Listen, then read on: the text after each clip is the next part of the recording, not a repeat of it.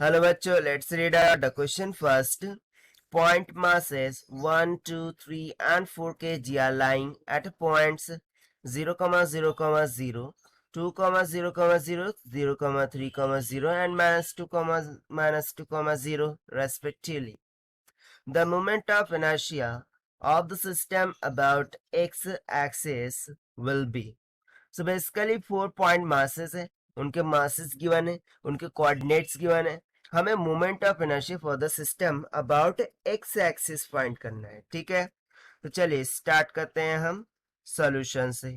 But before of it let's talk about the key concept which we are going to use here for this question. So देखिए, जब भी हमें कोई masses given हो और net moment of inertia calculate करना हो system के लिए, तो उसके लिए हम फॉर्मूला लगा देंगे समीशन आर बारिंग फ्रॉम, और 1 टू n बोल सकते हैं या फिर इंफिनिटी बोलेंगे. ठीक है, 1 to infinity M I into R I का होल स्क्वायर. ठीक है, ये सिंपल सा फॉर्मूला है, इसके अकॉर्डिंग हम कैलकुलेशन करेंगे. सो देखिए, सबसे पहले तो मैं इसको कोऑर्डिनेट एक्सिस के द्वारा अंडरस्टैंड करा देता हूँ आपको. तो लेट्स सपोज के वाई एक्सिस हो गया. ठीक है, फिर सिमिलरली मैं यहाँ पर ये एक्स एक्सिस कंसिडर कर लेता हूँ कि let's suppose this is nothing but the X axis here, this is the Y axis. अब पहला जो 1 kg का मास है वो 0, 0, 0, यानी कि ऑब्वियसली वो कहाँ आने वाला है, ओरिजिन पर. ठीक है, सो यहाँ पर है 1 kg का मास. ठीक है, उसके बाद 2 kg का मास है 2, 0, 0. 2 किसको रिप्रेजेंट कर रहा है, एक्स, यानी कि वो कुछ यहाँ पर होगा. लेट सपोज कि यहाँ पर, सो वो कौन सा मास है, 2 kg का, राइट. उसके बाद 0, 3, 0 पर 3 है. सो 3 किसको रिप्रेजेंट कर रहा है, वाई, यानी कि वो वाई एक्सिस पर है यहाँ पर कहीं पर, तो भी 3 kg का मास है. अब 4 kg वाला मास -2, -2, 0, यानी कि यदि मैं मान लूं कि इस डायरेक्शन में मेरा z एक्सिस है, राइट. क्या है, z एक्सिस.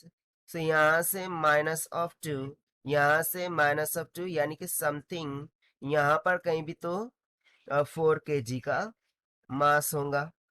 ठीक है, अब हमें जो मोमेंट ऑफ इनर्शिया यहाँ पर कैलकुलेट करना है सिस्टम के लिए, वो about the x axis calculate करना है. सो उसके लिए ये जो आर डिस्टेंस होता है फ्रॉम द ओरिजिन, वो भी क्या होगा, फ्रॉम द मतलब एक्स एक्सिस के रिगार्ड में ही होगा. ठीक है, सो देखिए, फर्स्ट मास के लिए तो कोई डिस्टेंस है ही नहीं क्योंकि वो तो ओरिजिन पर हो गया. अब सेकंड के लिए यदि मैं कंसिडर करूं, सो वो क्या हो जाएगा, 2. थर्ड के लिए यदि मैं कंसिडर करूं, सो उसका distance from the X axis क्या हो जाएगा, 3.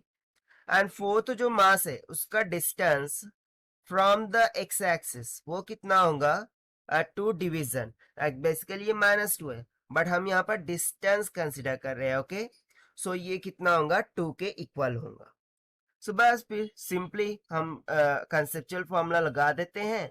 सो यहाँ से मैं बोल सकता हूँ कि moment of inertia about X axis, this will be equals to क्या हो जाएगा, देखिए m1 r1 का स्क्वायर पहले के लिए, प्लस m2 r2 का स्क्वायर सेकंड के लिए, प्लस m3 r3 का स्क्वायर, प्लस m4 r4 का स्क्वायर, राइट. तो चलिए सब्स्टिट्यूट कर देते हैं. m1 कितना है, 1 kg मल्टीप्लाई बाय r1, तो यहाँ पर 0 होगा क्योंकि वो ओरिजिन पर है. m2 कितना है, 2 kg मल्टीप्लाई बाय r2 कितना है, देखिए 2 मैंने यहाँ पर लिख भी दिया है. सो 2 का स्क्वायर. सो बेसिकली देखिए यहाँ पर ये 2 नहीं होगा, ये भी तो 0 ही होगा ना, क्योंकि अबाउट दी एक्स एक्सिस पूछ रहे हैं. So about the x axis उसका कोई डिस्टेंस होगा क्या, नहीं. सो यहाँ पर ये भी क्या आएगा, 0 का स्क्वायर. ठीक है, प्लस m3 कितना है, 3 kg, उसका डिस्टेंस फ्रॉम द एक्स कितना है, 3, उसका स्क्वायर, प्लस m4 है 4 kg multiply by distance from the x कितना है, 2 का होल स्क्वायर. सो ये दो टर्म तो 0 हो गई, 3 का स्क्वायर हो जाएगा 9, 9 3 27, प्लस 4 4 जा 16, 16 प्लस 27 कितना आ जाएगा? 43 kg मीटर का स्क्वायर. सो सिंपली आंसर कितना आ गया? 43 kg मीटर का square. That is net moment of inertia for the system. और ये हमने सॉल्व किया है by using the conceptual formula of net moment of inertia से. Now let us try to match with the option. So option A will become correct here. So this is the required solution. I hope you understood well. Best of luck. Thank you.